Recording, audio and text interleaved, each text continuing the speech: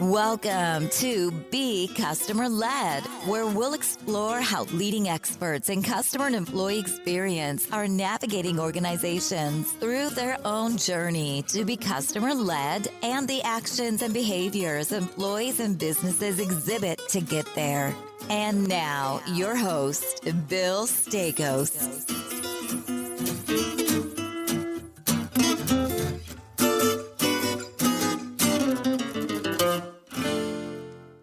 Hey, everybody. Welcome back to another week of Be Customer Led. I'm your host, Bill Stakos. I have a really exciting guest for you all this week. Yoav Vilner is the CEO and founder of Walnut, and we're going to get into what Walnut does, but the story arc of this show is do not forget about the sales experience in the journey, which is really critical. And Yoav and the team have created a fantastic product we're going to talk about. Yoav, welcome to the show. I'm really excited to have you on. Thanks for having me. I've been listening for the past couple of months. It's a great show. Cool. Thanks so much. I really appreciate the support. All right, let's get into it. So, the first question that we always ask our guests, Yoav, is tell us about and share your journey. And I think you got a really interesting one. You're in Tel Aviv today, and you've been in this space, in the software space for a while. And tell us kind of like that progression into, ultimately, founding Walnut. I started my journey some time ago. I was 22, and I identified a gap in Tel Aviv where a lot of startups were starting to raise seed rounds. Israel was just becoming the startup nation it is, and they didn't have a lot of solutions and a lot of possibilities to handle anything about growth and marketing. The phrase growth hacking was just starting to emerge, and they realized that they can't rely on the huge ad agencies with the huge tall buildings that normally work with enterprise companies. And then I just started being like a freelancer that handles like maybe 2 or 3 startups, doing all of the growth and marketing, not really knowing how, but it was fun, and that turned out to be the biggest company. One of the first companies in the world to do tech marketing, as it's referred to. So we had 600 startups. We had dozens of employees. We had offices in Manhattan and London, and I lived across all the locations. So it's a nice gig to have in your 20s. I can imagine. That sounds like a really awesome story. So you founded Walnut a couple of years ago, right? And I love asking the question because I think the name behind companies is a really interesting one. So, but 2 questions though. One, what problem were you trying to solve when you were like, hey, we need to create technology to do this? Because it's a really important problem. Because if you're working with 600 companies, you're seeing what the problems are day in and day out, right? But what was it about, what you guys do? And tell us a little bit about what you do as well. What problem were you trying to solve with it? And then how did you come up with the name of the company? Yeah, we get asked about the name I'm often. sure, man. I just like to say that we think that demonstrating your product to people is like the toughest nut to crack in the sales process. And yeah, people like it. So like you said, when I was running a company that's working with 600 startups, you get to see a lot of stuff go right, go wrong. You get to see why startups shut down, and you get to see why startups raised, $200 million. And eventually I kind of noticed that every time a company would spend millions of dollars trying to get you and I to see a demo of the product, eventually what comes afterwards is the demo and something broke or failed. My co-founder, my CTO in the company, he had a startup he was selling to enterprise companies. And then on the opposite side, he had exec roles at enterprises seeing startups, selling their software. And we just kind of came to a conclusion that, it doesn't make sense. It was 2020 at the time, and we felt it really doesn't make sense for things to work that way, for everything to break, for everything to bore the prospect, for things to go just bad. Very, very cool. From like idea to like having a prototype, how long did that take you guys to like build it out? So I think what's very unique about Walnut is the speed. Like everything just happens super fast. I've seen stuff happen here that I would expect to see after like 5 or 6 years happening in a startup. Wow.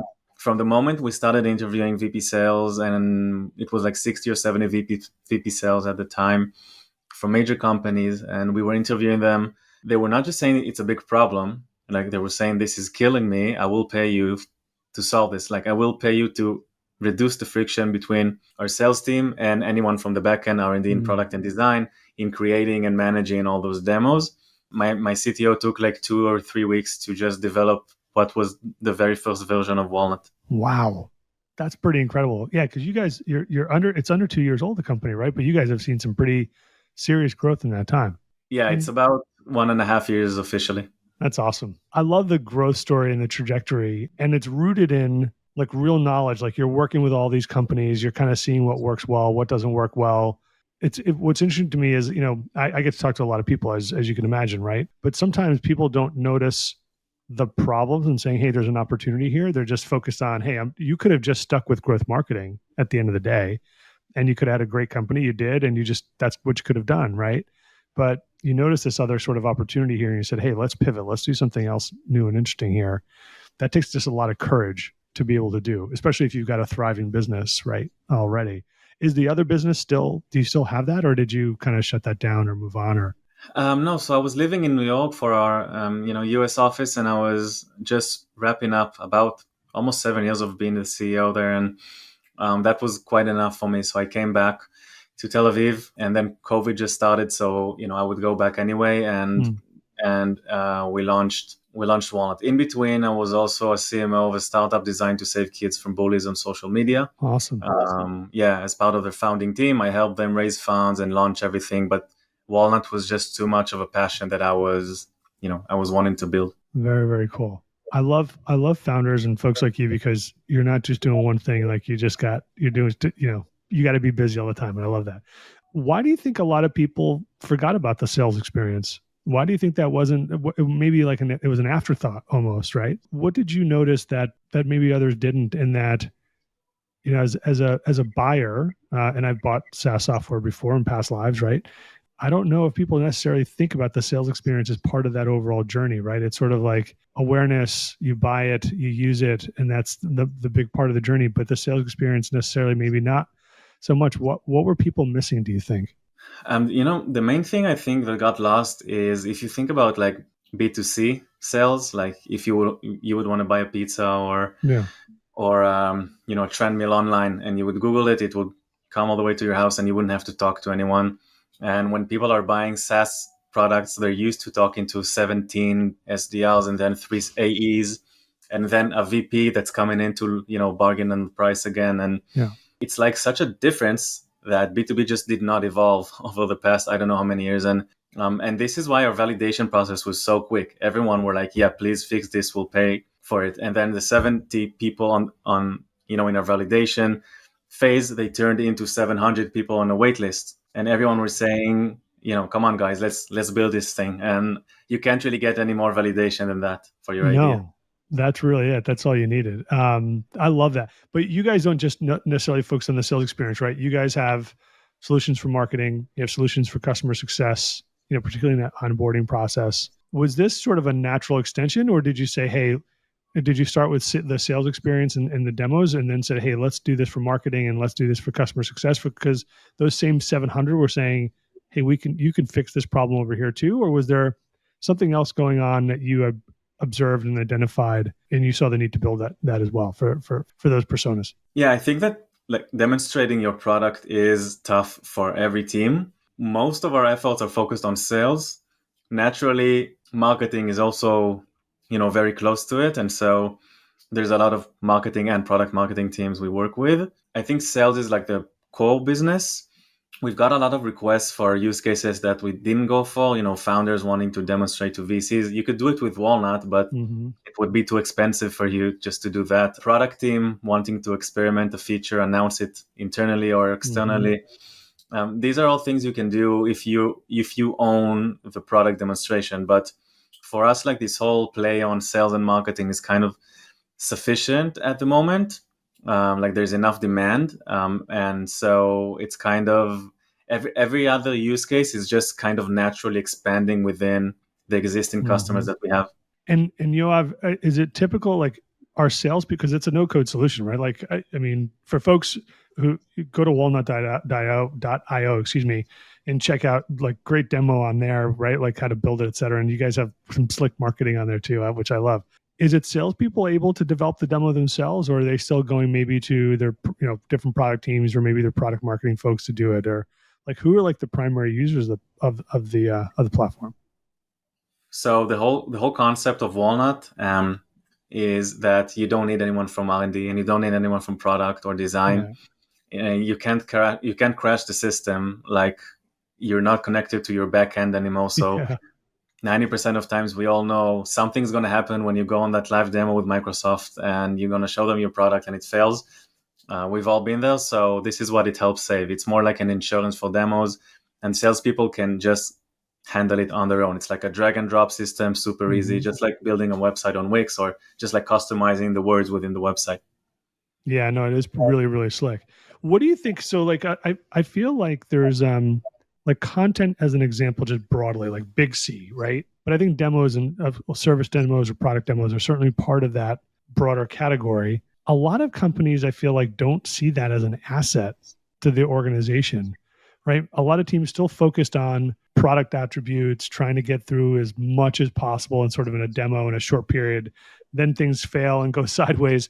For the companies that maybe have not heard of Walnut, what do you think that they're missing by not treating these things like an asset, like a real asset to the company that they should be using to drive growth? I mean, certainly from an efficiency perspective, because it's easy to use from a drag and drop, like that no code kind of stuff. But like, why aren't companies, do you think, looking at this stuff like an asset generally?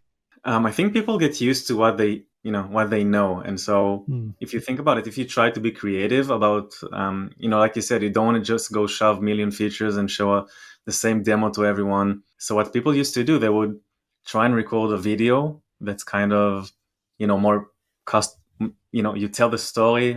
It's the same demo, but you tell the story differently, but nothing interactive about that, right? Because you just send it in advance. Sure.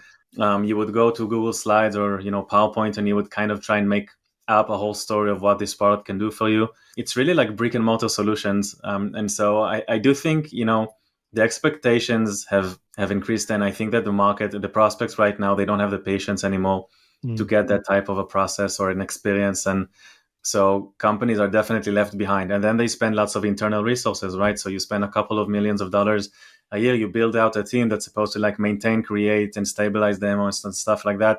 That would still potentially not be interesting enough for prospects, even in that form. And so you just spend so much time and money on all this stuff that you can just solve with a click of a button. It kind of makes no sense. Yeah, and I think that actually tools and capabilities like yours, I think also open up people's eyes to realize like, hey, this is an asset. Like we can use this creatively or in different ways to really drive new connectivity with the customer, right, in a different way. And I think that's what I like. One, not only is it easy to produce, but the demo also comes off, I think, a little bit differently than it has in the past. And I think that's also an important part of that. At the end of the day, like when I saw the demos, like in full disclosure, folks, Medallia is a customer of Walnut, so it's important to also say that.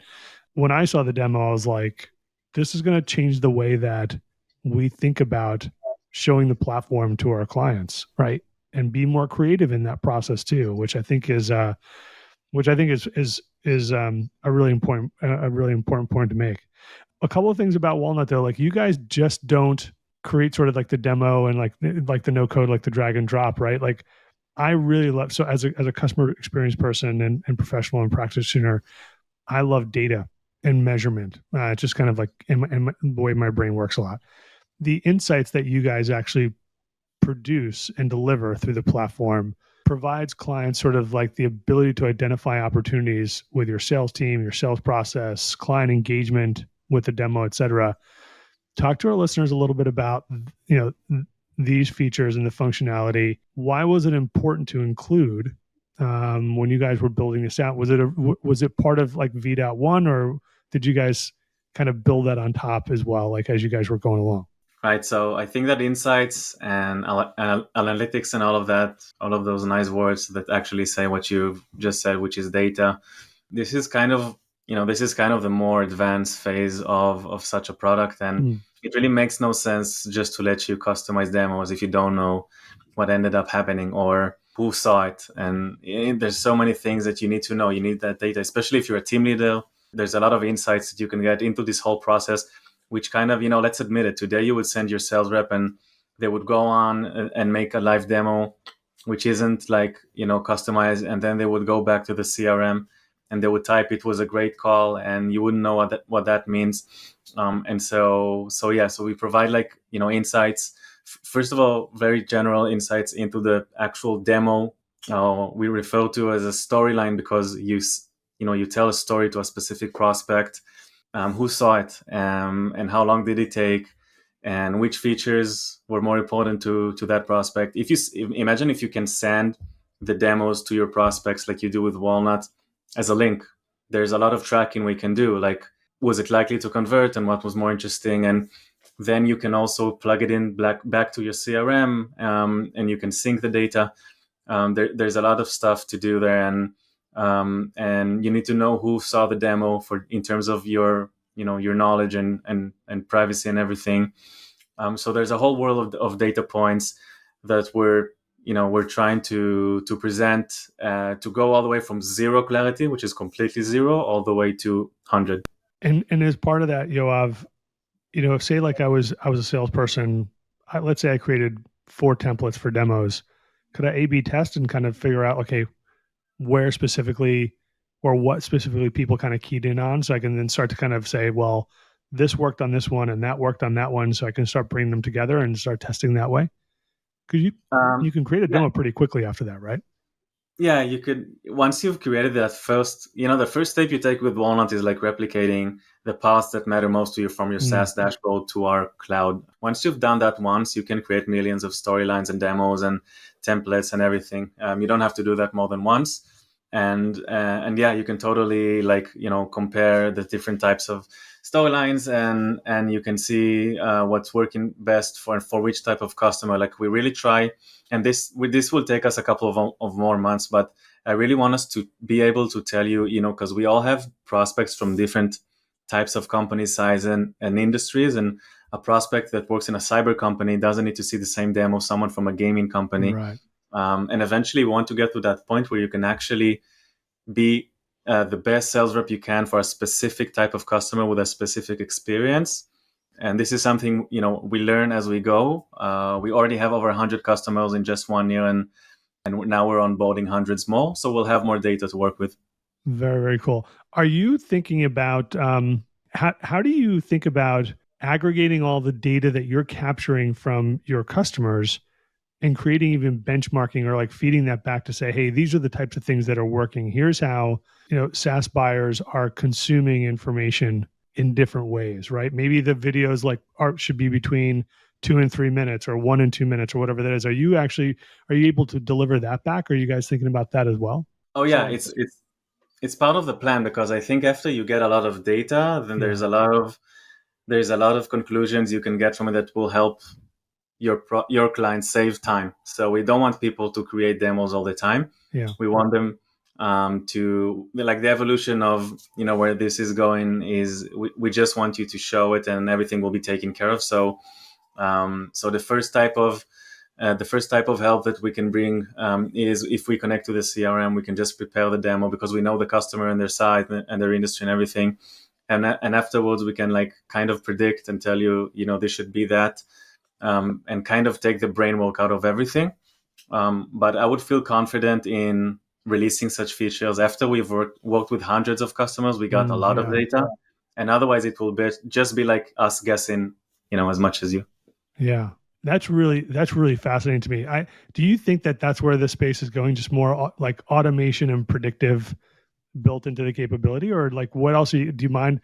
I'm curious, like, where do you think the sales experience as a differentiator for businesses is going generally? I think, in a couple of years, people are really going to make fun of the way you used to show your product in the past, showing the real life thing and praying nothing breaks, or just ignoring the fact that different prospects don't need to see the same experience. Yeah. This is all really going to the next phase of this revolution. And, with or without us, this whole PLG thing is happening. And, the demos are starting to be like the engine for growth. We just got the privilege of announcing and being the first one to do everything first, and the market really appreciates it.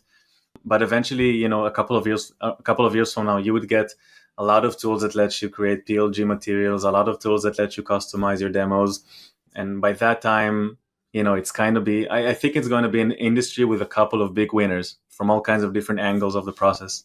I actually got pitched by a company. I'll have to forward you the email. And actually to my work account, I was like, it's like, we're already working with Walnut. Thanks though, but it was very interesting. So I'll forward you the note. I don't know if you may be aware of the company or not, but They asked you, why do you work with Walnut? No. It was like it was a similar type of solution. And I was like, oh, we're already working with Walnut. No thanks. Right. So Yeah. I'll have to forward you the note. Maybe you know the company or not, but yeah, probably. If after you announce something and it hits the market and people appreciate it, so a lot of people would try and kind of do the same things. Yeah. Lucky for us, like the market now has no like there's not even a debate over who's the winner in terms of land grabbing and being the better brand. There's like, but it's going to be a huge market. Like I think that SaaS companies are really trying to be as creative as they can, and they're actively looking for such solutions. Gartner is running blog posts mentioning us, and like you said, we're under 2 years. Everything's really overwhelming, but I think it's going to be a big industry. Yeah, no, I think even for myself, kind of doing the work, I mean, doing customer experience, the actual work, for companies in the past, it's interesting. Like I never really thought about the sales experience as a really critical part, but now that I'm at a SaaS company, I actually look at it very, very differently. So, wherever I go in life, like whatever I do next, I'm like, that really has to be a critical part of the journey. I just think that, whether it's a SaaS company or otherwise, it just, you really need to think end to end in those touch points and what customers are receiving, what they're viewing, how they're engaging with your brand. I think new creative ways to be able to do that with a potential customer or even current customer for that matter is really critical to that connectivity and that growth. So, all right, I got 2 more questions for you, Yoav. I know it's late on a Friday for you. Who do you look up to? What business leaders do you look up to, if any? Maybe you don't. Maybe you say, "Hey, I benchmark against myself." I don't know, but do you have business leaders that you look up to and say, that's someone that I like to follow? I'm lucky enough to be backed by some of the people that I appreciate the work, and so when they're your investors or advisors, so you get to like talk to them about everything. Cool. Usually, I don't get inspiration from like the massive, CEOs of the top 3 companies in history where everyone's going, reading the same quotes and inspirational quotes as everyone. I just like talking and hearing smart advice from people that have in recent years built massive, multi-billion-dollar companies in industries that I care about. And so some of them are investors at Walnut, and I get to talk to them and hear, and like consult with them every time I need to. So very lucky about that. Awesome. Where do you go for inspiration just personally? Like where do you go for like things to like, be motivated and get charged up? Oh, that's a good question. Sometimes mindfulness, and more often boxing, like Thai boxing. No kidding. And stuff. Cool. Kind of, it wears you out. You don't remember your name anymore when you wake up for a new morning. Also a hobby of mine. How did you get into boxing? I was looking for something extreme to do. So I was like looking at all kinds of stuff, like surfing and snowboarding and boxing, and I just felt that boxing could be. It has a lot of impact, and a lot of impact on your concentration, your blood flow, your shape, your ability to face challenges, your ability to kick someone's ass if you ever need to on the street, which we all need to do. All need to know how to do. Every once in a while, you never know. Right. The one time that you need that skill, it's a good skill to have for sure. Yeah. You wouldn't want to snowboard on someone that's trying to beat you on the street. Yeah, no, for sure. Hey, Yoav, this is one. It's been great to get to know you a little bit. I really appreciate this conversation. I think that I think what you guys are doing is really fantastic. This show is not about promoting platforms or software, but like I really do believe that what you guys are creating is something really special. I certainly see it on my end where I am. I believe in the product. It's changed my perspective, and I love this about the company. When I see companies that change my perspective on the work that I do and how I think about it, not just the product itself and its capabilities, like, you got something special there. So yeah, I'm a sample of one, but I really think that for a lot of people to be able to think about and consider the sales experience as an integral part of the overall customer journey and what capabilities can help you get there. I think you guys are nailing it. It's just awesome to see. Thanks. Really means a lot. Yeah. So listen, great show. Thanks for coming on. All right, everybody. We'll see you next week. We're out. Talk to you soon, Thanks everyone. for listening to Be Customer Led with Bill Stakos. We are grateful to our audience for the gift of their time. Be sure to visit us at becustomerled.com for more episodes. Leave us feedback on how we're doing or tell us what you want to hear more about. Until next time, we're out.